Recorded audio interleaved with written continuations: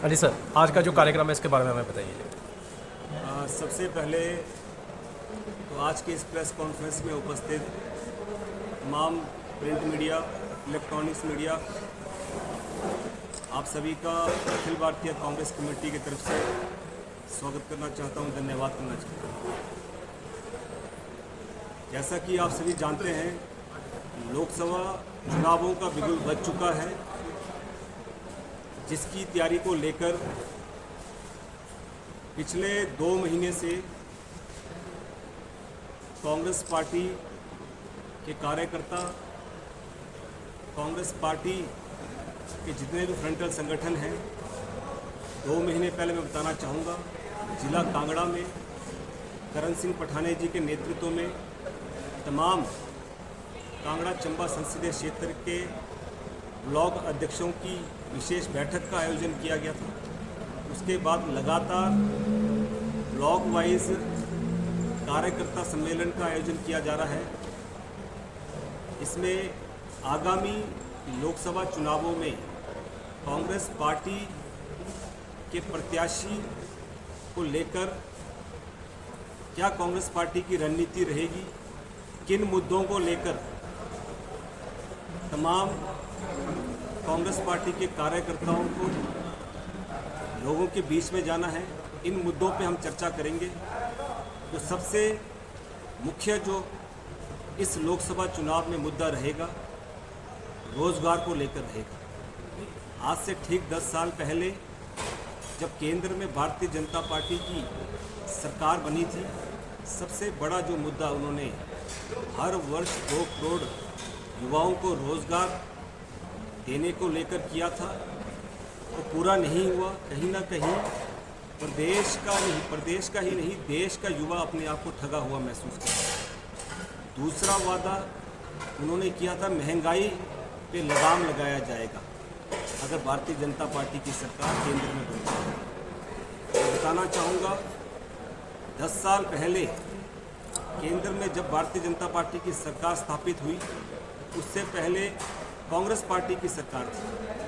तब gas cylinder के क्या दाम थे, पेट्रोल डीजल के क्या दाम थे, ये पूरे की पूरी देश के जनता के सामने जग जाहिर है। कहीं ना कहीं महंगाई कम होने की बजाय 3 गुनी महंगाई भारतीय जनता पार्टी की सरकार में हुई है। तीसरा मुद्दा, भ्रष्टाचार को ख़त्म करने का उन्होंने वादा किया था, काला धन वापस लेके आने का वादा किया था, 15-15 लाख रुपए खाते में डलवाने का वादा किया था। तो मैं भारतीय जनता पार्टी का जो भ्रष्टाचार का मुद्दा है, उसको भी लेकर इस प्रेस वार्ता में कहना चाहूँगा। जिस भ्रष्टाचार को ख़त्म करने का इन्होंने वादा किया था, जिस भ्रष्टाचार को ख़त्म करने को लेकर ये सत्ता में आए थे, अब पिछले दिनों देखा आपने इलेक्ट्रोल बॉन्ड नामक जो भ्रष्टाचार, जिसका खुलासा माननीय न्यायालय द्वारा किया गया। मैं न्यायालय का भी धन्यवाद करना चाहूँगा कि इतने बड़े भ्रष्टाचार का जो खुलासा आपने किया कि इलेक्ट्रोल बॉन्ड के नाम से जो चुनावी चंदा भारतीय जनता पार्टी के नेताओं के द्वारा लिया गया, उसको जल्द से जल्द सार्वजनिक करने के आदेश सुप्रीम कोर्ट ने दिए थे एसबीआई को, और कहीं ना कहीं एसबीआई टाल मटोल करता रहा। सुप्रीम कोर्ट का दबाव बना, तब जाकर इन्होंने एक खाते का ब्यौरा सार्वजनिक किया लोगों के सामने। इलेक्ट्रोल बॉन्ड के माध्यम से इनके एक ही खाते में मैं बताना चाहूँगा 8,000 करोड़ से अधिक का चंदा इनको मिला है। और दूसरी तरफ विपक्षी दलों के खातों को फ्रीज किया जा रहा है। आप देखिए, अभी तो सिर्फ एक खाते का ब्यौरा आया है, ऐसे इनके 3-4 खाते और हैं। आप खुद समझ सकते हैं कितना बड़ा भ्रष्टाचार इलेक्ट्रोल बॉन्ड के नाम पर, किस प्रकार से बड़ी बड़ी कंपनियों को भारतीय जनता पार्टी की सरकार के द्वारा कॉन्ट्रैक्ट दिया जाता है, दूसरी तरफ कट लिया जाता है। जो इनके खिलाफ बोलता है, उनके घर ईडी, आईटी, सीबीआई भेज दी जाती है।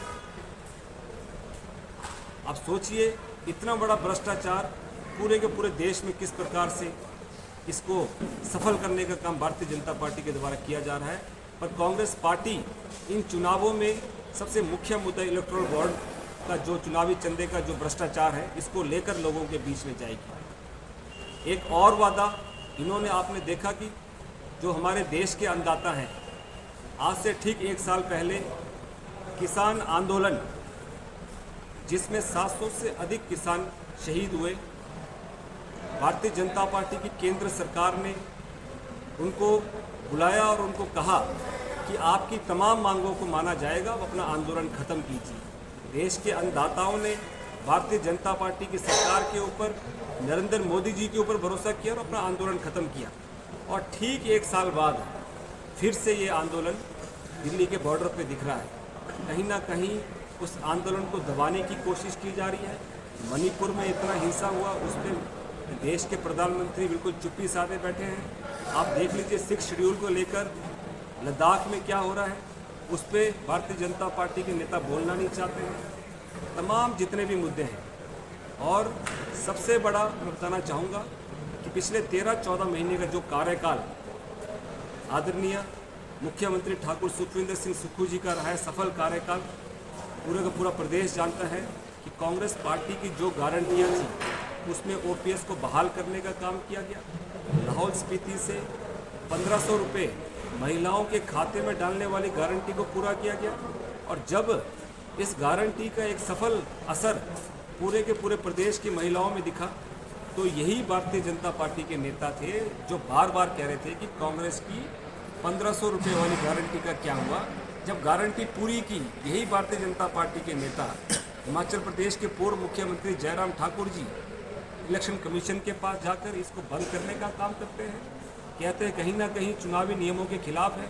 मैं उनको पूछना चाहता हूं कि जो किसान सम्मान निधि केंद्र सरकार के द्वारा चुनावों के समय दी जा रही है, वो क्या चुनावी नियमों के खिलाफ नहीं है? अब खुद सोचिए, एक तरफ 1500 रुपये आप बंद करते हो, दूसरी तरफ किसान सम्मान निधि देते हो। तो यही भारतीय जनता पार्टी के नेताओं का दोहरा चरित्र है। इन तमाम मुद्दों को लेकर कांग्रेस पार्टी इस बार चुनावी मैदान में उतरेगी। और कांगड़ा चंबा संसदीय क्षेत्र से कांग्रेस पार्टी जिसको भी प्रत्याशी बनाएगी, 1-2 दिन के अंदर प्रत्याशी के नाम की घोषणा भी हो जाएगी। जिसको भी पार्टी प्रत्याशी बनाएगी, इस बार कांगड़ा चंबा संसदीय क्षेत्र ने पिछली बार भारतीय जनता पार्टी के प्रत्याशी को सबसे अधिक मतों से जिताकर भेजा, और वो प्रत्याशी जीतने के बाद एक बार भी इन तमाम विधानसभाओं में उन्होंने दौरा नहीं किया, ना कोई उन्होंने किसी प्रकार का फंड दिया। और जब इनके शीर्ष नेतृत्व को पता चला कि भाई जो यहाँ से सांसद थे वो कहीं भी किसी भी विधानसभा में नहीं गए, तो उनकी टिकट काटी गई। नए प्रत्याशी को उन्होंने चुनावी मैदान में उतरा। उनको ये लग रहा है भारतीय जनता पार्टी को कि नया चेहरा उतारने से जो इनकी खामियां हैं, जो इनके गलत नीतियां हैं, उसको ये छुपा देंगे।